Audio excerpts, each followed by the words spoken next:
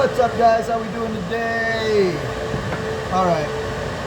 So today I am tuning in because I think it's important that we start from the very, very beginning, guys. And that is spores. We're gonna talk about spores. And I'm gonna explain to you guys the reproduction cycle of these things, the reproductive cycle.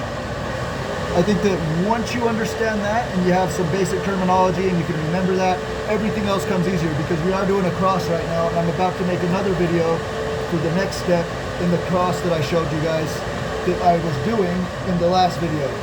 I told you guys to follow along if you had isolated monokaryons.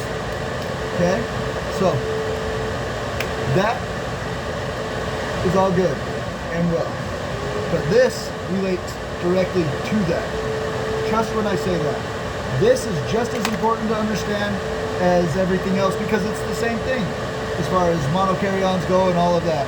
It's the exact same thing. If you understand this, you'll understand how to breed. Okay, so what is a spore? A spore is a little package of DNA like this. It's got the nucleus and the DNA inside of it. It drops from a mushroom.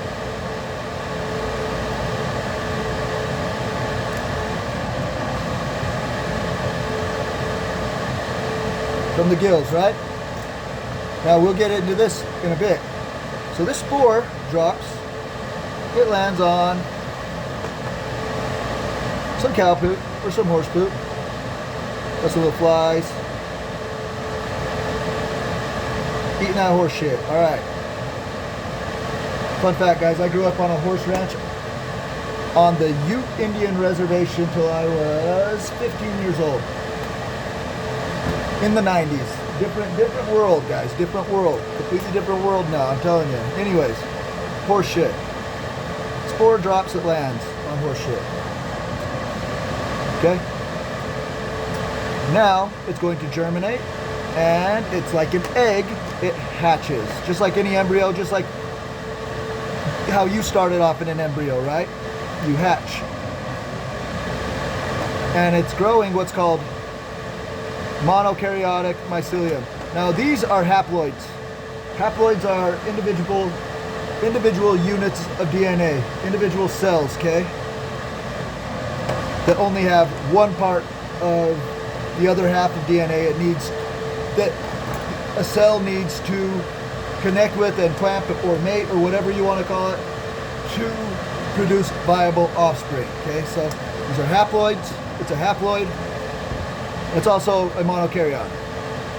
Okay? Mono means one, karyon means, I think, like a shell or something. So like, I don't know what it means. Either way, it's one karyon.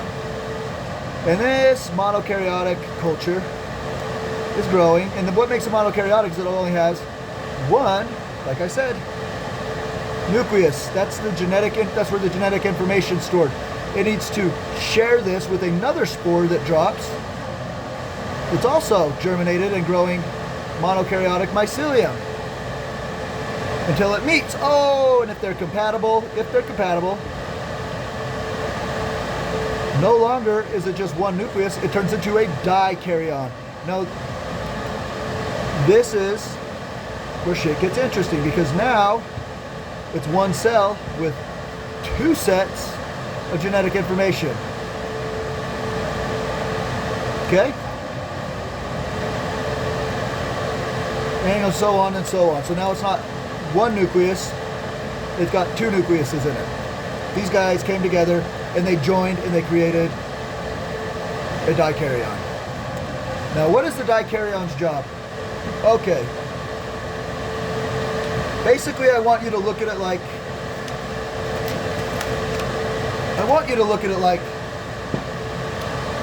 the dikaryon is two monokaryons, right? So there's two monokaryons that are holding hands because they're in love and they want to build a home. And inside that home, what do they want to do? They want to get nasty. They want to get freaky. They want to make some sweet love, okay? They want to light a candle, you know what I'm saying? They want to bust out the turkey base. Just kidding, guys. Forget about the turkey baster and the saucer. Oh man, saucer of milk. I have no idea what I'm talking about, guys. Anyways, these two hold hands and they build a home. It is. I'm gonna come down here and do it.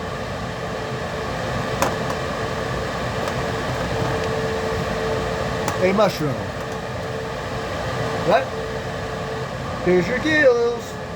What are the gills, guys? So, that's where the basidium is. That's why these are basidiomycetes. All basidiomycetes reproduce with this way because they have a basidium, okay? That's what makes them basidiomycetes. So, these two mushrooms, this was the first time they made it. They actually made it here as well. But they mate twice. They mate 2 times, lucky bastards. So they mated, shared their DNA, and they grew a mushroom, and that's the specific phenotype that they created that day to grow a mushroom with basidium so they could bone, okay? Now inside the basidium, something happens to these 2 haploids, this 2 monokaryons. They undergo a thing called karyogamy, and karyogamy is where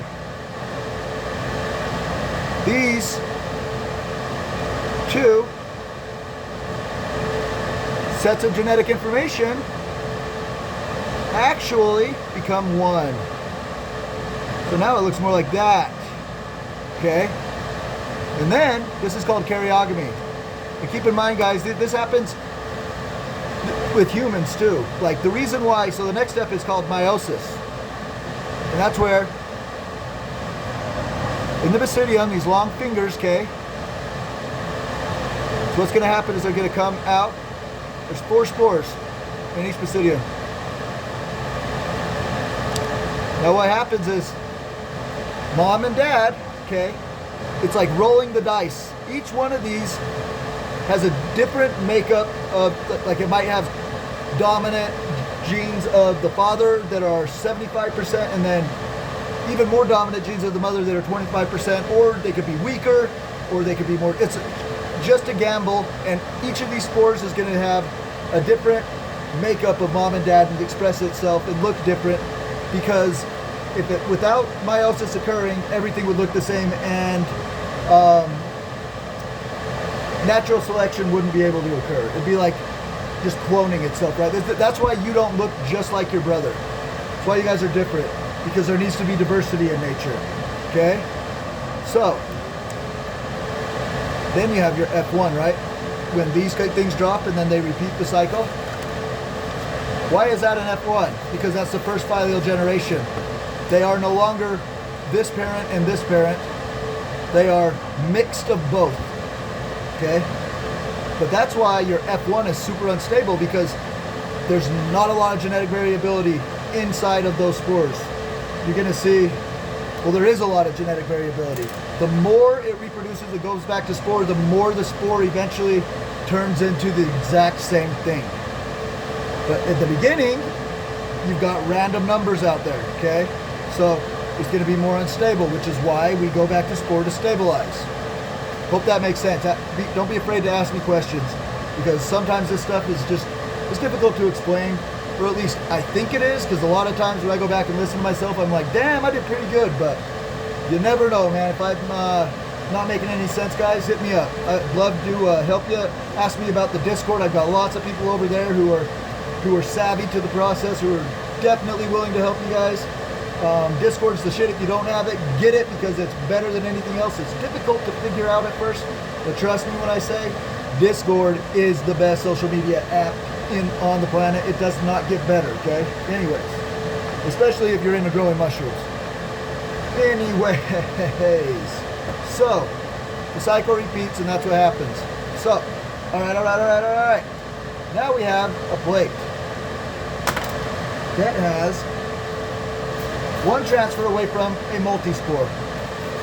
Now, I'm assuming you guys understand how to swab a plate. Here, I'll swab a plate for you guys real quick, just to show you. Just to show you I ain't playing, all right? Just to show you guys how to do it, all right? Let's see what I want to swab.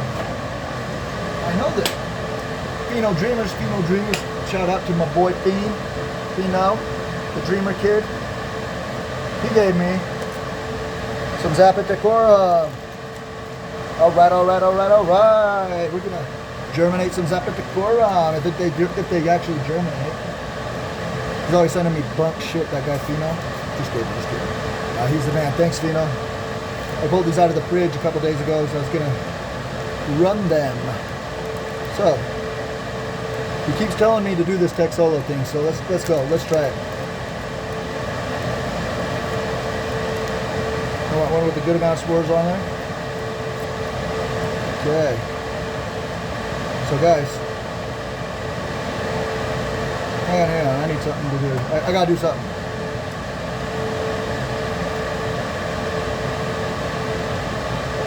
Put that right here.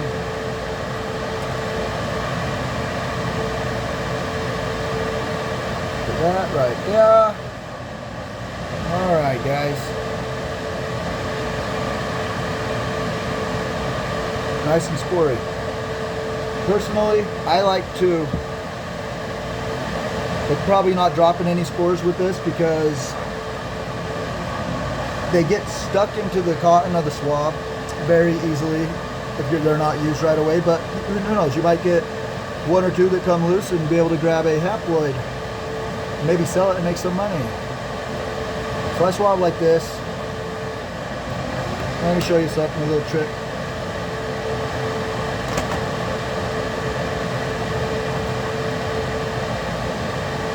I'm just going to use this because it's right here in front of me. I was going to grab some tweezers, but this will work. Anything sharp, guys. Scalpels work as well. Let me pull that down.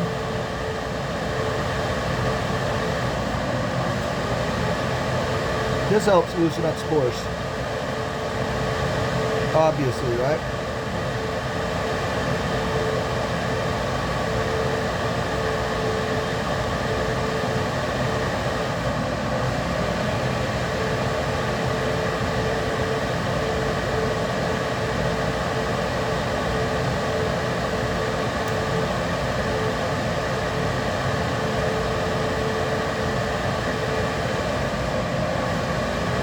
Now, not to bring up any drama, but I'm going to. You guys remember Michael Geeky? If some of you know, some of you probably don't, but he's going around telling people I'm a scammer, making some pretty big claims, and I want you guys to know he's full of shit, and he's a liar, and he's not a good person. Tried to set me up with this shit. He knows a lot about me.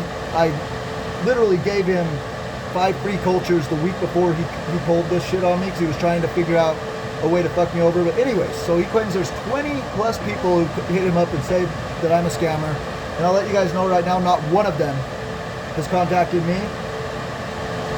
Seems pretty fishy to me. I think that if you're gonna go and make big claims like that and try to ruin someone's life, you better have receipts, at least a sentence. He's saying that I wanted a list in order to go on his show and debate.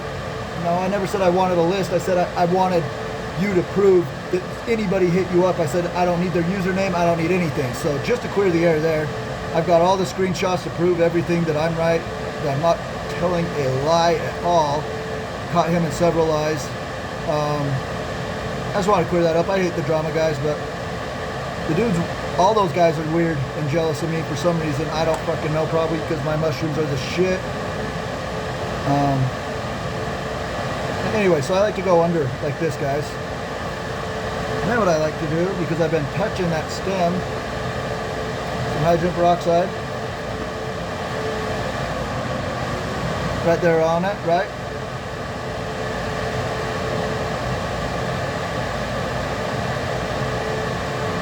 Go ahead like that. Dump that H2O2 out. Yeah, dude, that guy, he got my Instagram account removed because he was threatening to call the police on me. I sent the screen recording to my story on Instagram where he said I was threatening him, and there was no threat. Like I said, I have screenshots. He's a liar. That's just really weird. But he wanted me to go on a show to redeem myself, right, guys? I feel like he was trying to set a trap. Even if I didn't feel like that, here's the thing. I'm a man of principle. I'm not going to go on his fucking show. I told him, hey, if you can prove to me that these 20 plus people exist, you don't have to show me profile pictures, nothing. Just show me some sentences.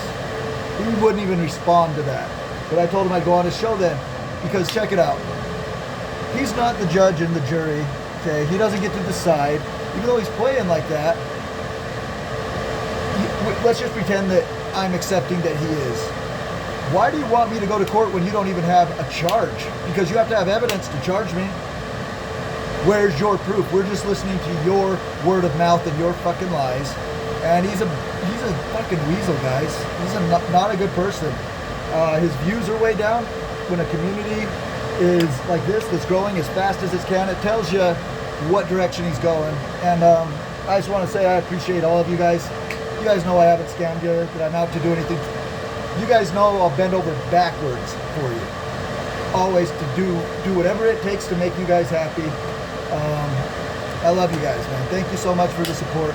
And Michael Geeky, he's fading away. I don't care. I really dislike that guy. It takes a lot to make me dislike somebody this much, but I do dislike him. So, back to the lecture at hand. This is a swab. There's another one. So I stabbed it in there. Nice and juicy so it can germinate. They usually do better on a lower nutrient agar. Hopefully these ones pop. If not, then I'll use the other swab, and then I will definitely get them to pop. And spores. Spores. Now we're talking about spores. Now we've got some spores that have germinated, right? So this is where sectoring and counting your transfers actually matters, guys. Okay? We're going to look at this plate. This is a T1 or a T2. Regardless, it was a big chunk. I can see a lot of diversity in there.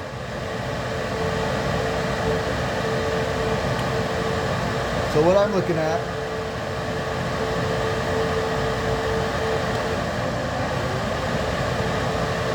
right here, let me grab my scalpel.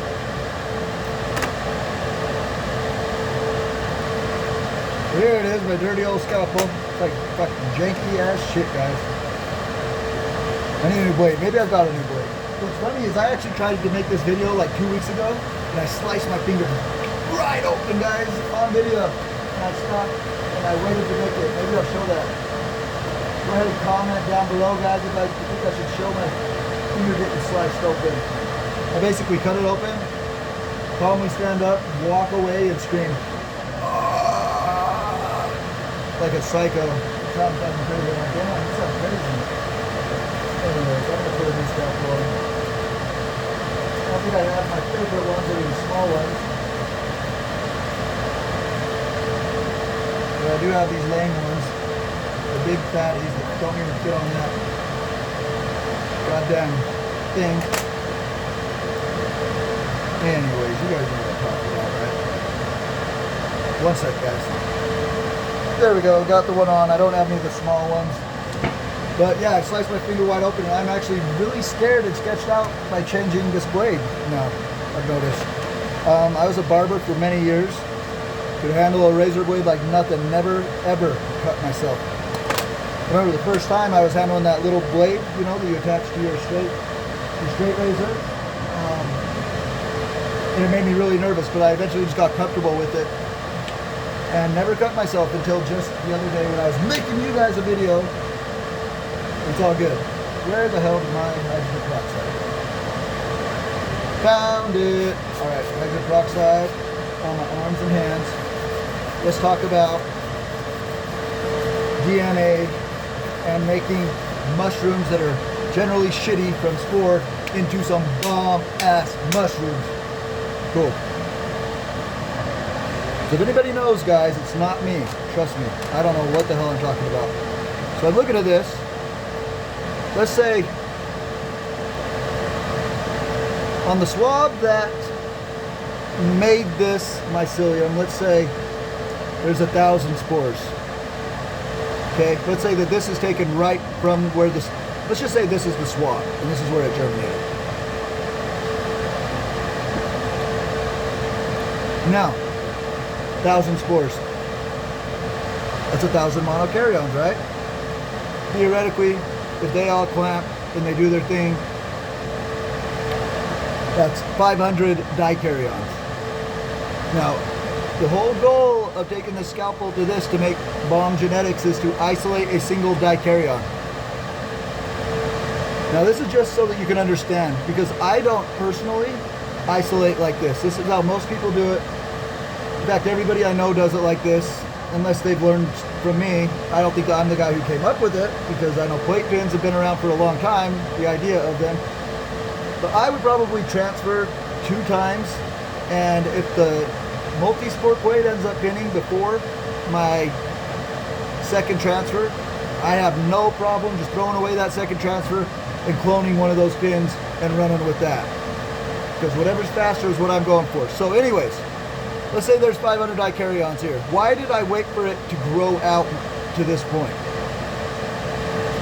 Well, the point of that is because eventually the faster dikaryon is going to pass one of the 500 dicaryons that are growing out with it.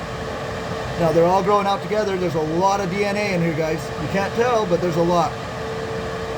The slower ones are behind. Right here, where I would take my transfer, and why I want the faster growth, because the faster growth means it's more aggressive growth. More aggressive growth means healthier DNA. The healthier DNA means it's probably a better fruiter, okay? Not always, but for the most part, this is true, guys. You want to isolate the fastest stuff. So what's happening here is the faster ones are getting close to the end of the race. But the very fastest ones are just a little bit ahead of the other fast ones, and the slow ones have been left behind. They're lagging. They're clear back here doing nothing. They're wasting their freaking lives. They should have practiced for the marathon, but they didn't. Or maybe if they've just got the shitty gene pool. You know, they got served unluckily. They ain't happy with it. But they gotta die, because that's nature. So the fastest one's probably gonna be the fastest one to fruit in nature, right? That means the first one to grow mushrooms really big and tall and release all those newborn spores to go and do their own thing, and they can build their own mushrooms and bone in the mushrooms and make karyogamy and meiosis and all that occur in the basidium and blah blah blah. Okay, so we understand that. So I'm looking here and I can see this looks like a sector. Now it looks like it's probably one set of genetics, but I'm willing to bet it's not. Willing to bet that there's a few different dicaryons in there, and one of them's just kind of making the rest look good. So like right there on that leading edge, just like that, guys, I'm going to take a tiny piece. The reason why I take a tiny piece is because I don't want to take anything but the smallest amount of DNA that I possibly can, because like I said, I'm trying to isolate one dikaryon. And I probably, with this transfer, because I've been doing it a long time, guys, this is probably a dikaryon. We also call a dikaryon a monoculture, not to be confused with monokaryon, because a monokaryon, even though it is a monoculture, meaning one culture, right? It's not the word that we use for monokaryon in this community when we're describing a monoculture. It is a dikaryon, a single dikaryon, or we could call it an isolate. I've been calling it an isolate for a long time, just so people don't get confused. I could have an isolate most likely in this transfer. So what I'm going to do is I'm going to put it right here. Okay, that's 12 o'clock. Let's say that's my 12 o'clock. So this is called the clockwork method. This is where we get different phenotypes. If I just take it all from right here, there's a good chance it's only one phenotype, or one or two, right? So what am I doing? Come over here to this leading edge. Look at that field piece that's growing out faster than everything else. I bet that that's an isolate right there.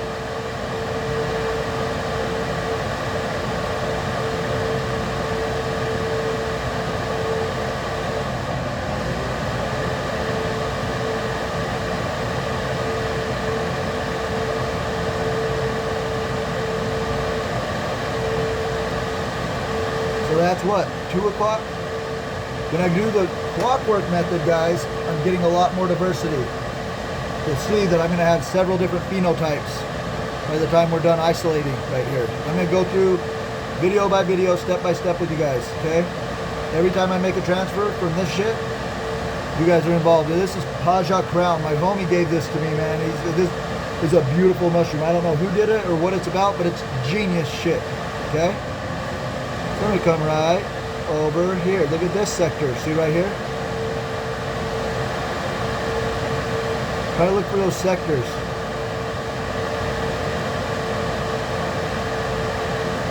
And take right there from that leading edge.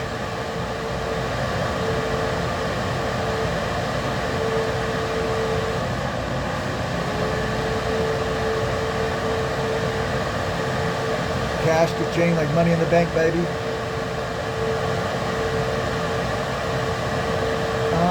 Money in the bank. Now I'll show you why I'm putting them all on the same plate when we get to that point. Okay, so we've kind of gone around the clock a little bit, huh? Ooh, got a little piece like that. Yeah, baby.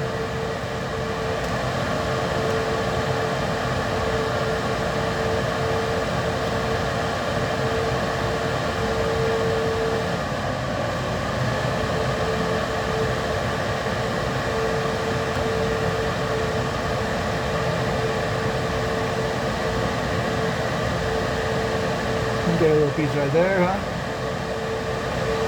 Man, I'm getting good at that.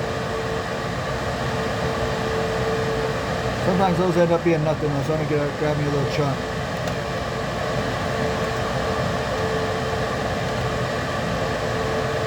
Move in a circle, guys. Excuse me.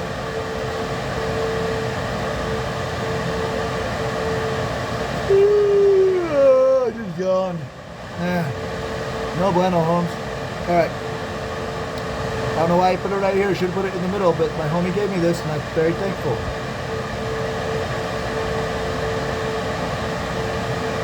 I accidentally touched the outside of that point, so what I'm going to do is I'm going to come right here, guys. I'm just going to sterilize this again real quick.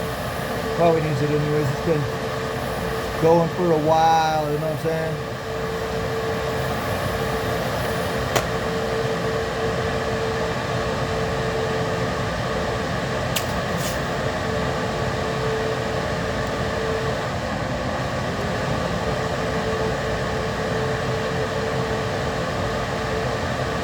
Now right here, there's a bunch of DNA that's just jamming up against that wall, so it didn't really matter if I took a small piece. It could be the same either way.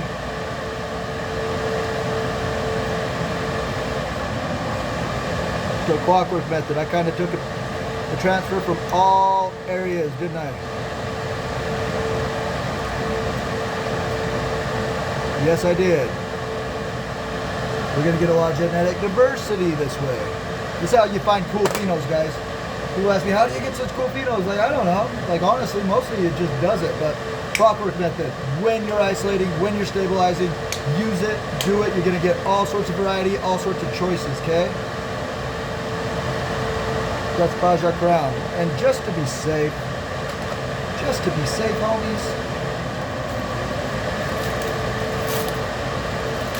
just to be safe, I'm gonna do fucking something crazy. Not really. Just be safe, guys, is what you're gonna do. That's what I'm gonna do. I'm gonna put just a few plates right here, okay, underneath it. Bah, humbug. My lighter is dead. So I got the little lighter. It's gonna do it.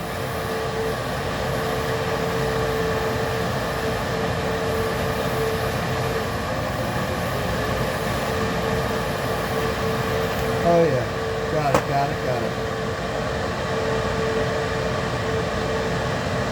It's coming right here, and I'm gonna just take a little piece right there.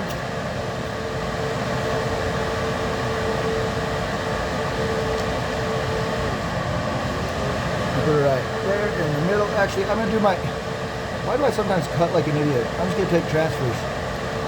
So if I give these to a homie, they probably want the genetic diversity, right? Give them as much as they can. Take it right from the middle.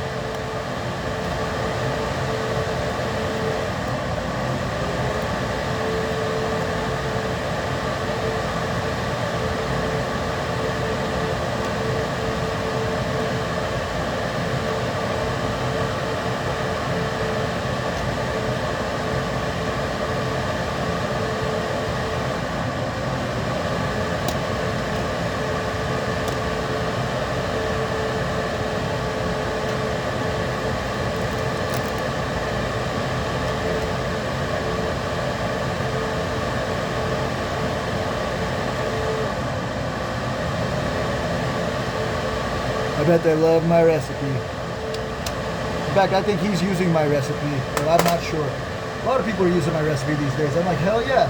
People who don't even know it's my recipe. That means it's like, dang, they saw it from somebody else. They were like, dude, give me that recipe. I need to go over that with you guys soon too, because it is a beast-ass recipe. You get ropes every time. Now, guys, I like to do this. Just missed the top of my lid with hydrogen peroxide, just to be safe. If there's any spores that landed in there, it's going to kill them, and this isn't going to contaminate down the road. Okay? So come right here. Turn it up.